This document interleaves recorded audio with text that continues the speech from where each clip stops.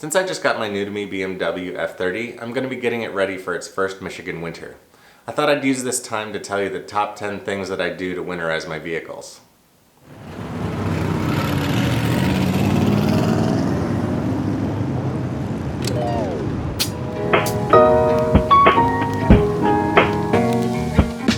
Let's get the car into the air. The first thing I usually like to do when I get a new used car is replace the fluids, such as the transmission fluid, the brake fluid, the coolant, but today I'm just going to start with the oil. You can take it someplace or do what I'm doing and replace it yourself. While the oil's draining, I'm going to go replace the filter. I prefer Wix filters, but there's plenty of good brands out there.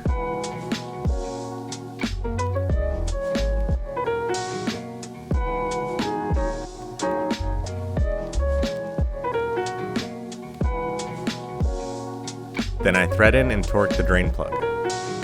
Check your owner's manual for what type of oil to use, and keep in mind there may be a different weight depending on the weather. This car doesn't have a dipstick, so I have to check it in the computer.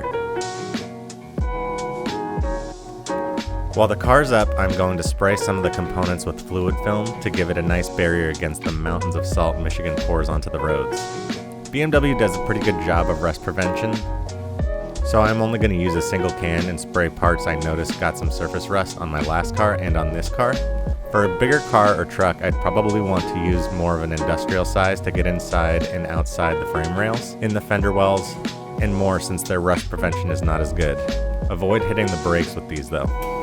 My first year here from California, my lines ended up freezing and breaking, and I had to replace the headlight washers on my old car.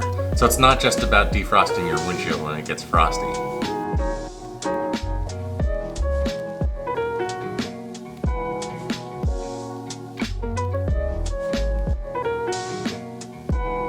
When the temperature goes down, your tire pressure goes down too. So checking my door sticker, it looks like they specify a tire pressure of 32 psi. Many new cars can tell you, and it looks like they are just a little bit low. If you don't have one of these on your car, you can use something like these little pocket gauges. So I'm going to put a little air in and recheck. I realize it can be a little bit more work to change tires every season and store them, but the difference is worth it to me.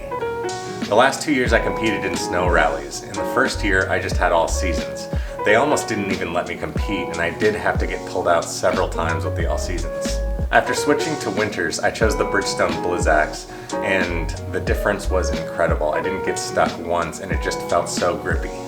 I realize you aren't all rallying your cars, but the difference on the road is incredible too. You don't even notice that there's snow or ice on the ground in most conditions, especially with all-wheel drive. Haynes and AutoZone say your battery should have a voltage of 12.5 to 12.6 volts at 80 degrees. And this is coming in around 12.24, so I'm going to keep an eye on this. It may be time for a new one.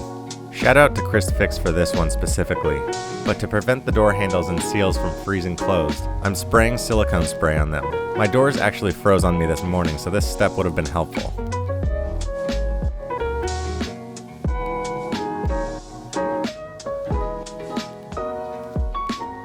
It's also nice to pull out these fabric mats for some rubber ones since you'll be tracking in a lot of dirt and snow and ice.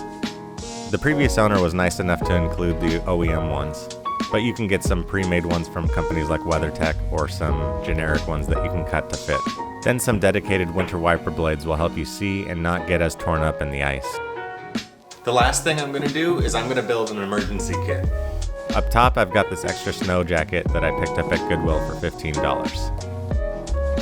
Then there's this snatch strap I picked up at Harbor Freight. It's actually come in handy several times to pull people out of the snow. Then I've got a jump starter, or you can use some jumper cables. And some food and water just in case. And that's pretty much it. Let me know what you think in the comments, like, subscribe, and thank you for watching.